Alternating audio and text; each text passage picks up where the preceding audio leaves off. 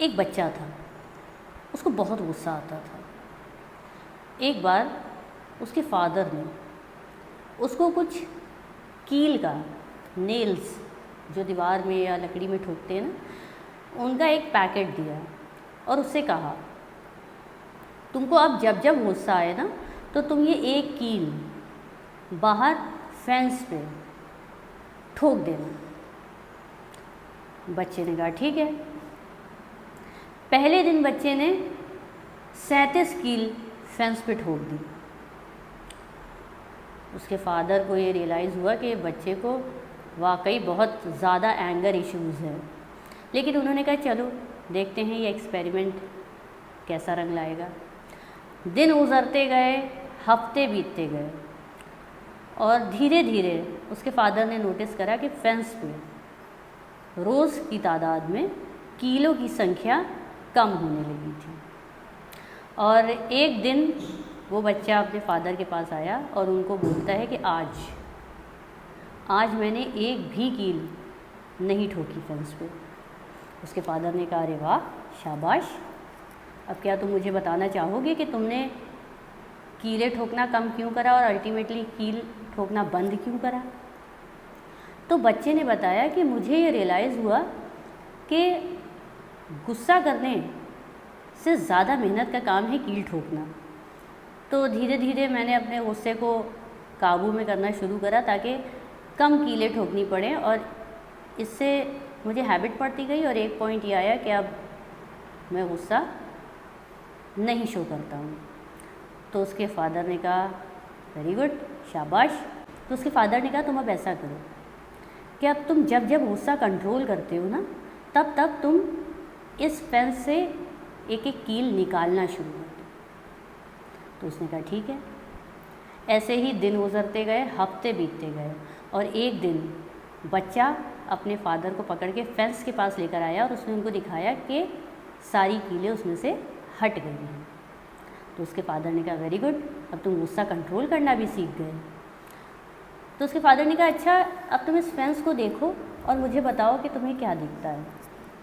वो बच्चा देखने लगा, थोड़ा कंफ्यूज हुआ। फिर उसने अपने फादर की तरफ देखा, उसने कहा, आप ही बताइए। तो उसके फादर ने कहा कि तुमने गुस्से में कीलें ठोकी और फिर जब जब तुमने गुस्सा कंट्रोल करा तुमने इन कीलों को हटाया, लेकिन आज जब तुम देख रहे हो तो ये फेंस पहले जैसा नहीं है, इसमें बहुत सारे छेद हो चुके हैं। तो इसका मतलब समझते हो? इसका मतलब ये है कि तुमने जब जब गुस्सा करा है तब तब तुमने खुद पे या सामने वाले पे एक ऐसा निशान छोड़ा है जो कभी मिटाया नहीं जा सकता।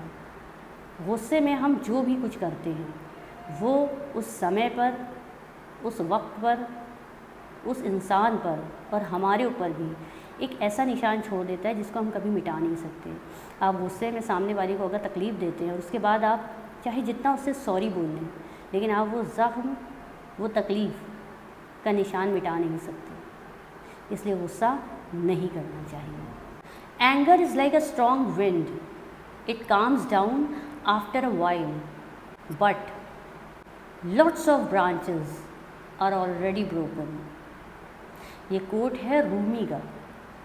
रूमी जो कि संत थे, उन्होंने भी बताया कि गुस्सा एक तेज़ आंधी की तरह है जो कुछ देर में शांत तो हो जाता है लेकिन बहुत सारी शाखों को तोड़ देता है। ठीक इसी तरह से क्रोधा धवति सम्मोह सम्मोह तस्मृति विभ्रमः स्मृति भ्रंशाद बुद्धिनाशो बुद्धिनाशात प्रन्यस्यति। भगवान श्री कृष्ण ने भी गीता के अध्याय 2 श्लोक 63 में कहा है, क्रोध से मूढ़ता उत्पन्न होती है जिससे स्मृति का नाश हो जाता है और व्यक्ति भ्रमित हो जाता है। इससे ज्ञान का नाश हो जाता है और बुद्धि की स्थिति से मनुष्य बहुत नीचे गिर जाता है। तो दोस्तों, गुस्सा नहीं करना चाहिए। गुस्सा किसी भी हालत में जायज़ नहीं है।